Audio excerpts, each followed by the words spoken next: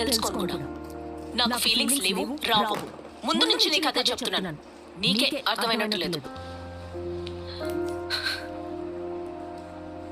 నువ్వు హ్యాపీగా ఉన్న మీ అమ్మ నాన్నను చూసి పెరిగావు కాబట్టి నీకు ప్రేమ పెళ్లి ఒక స్వీట్ డ్రీమ్.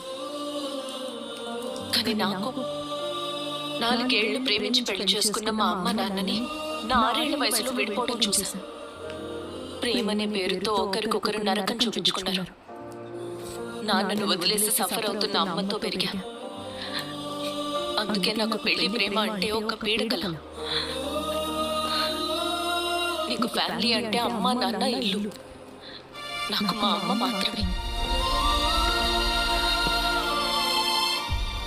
ఇప్పుడు అమ్మ కూడా లేదు.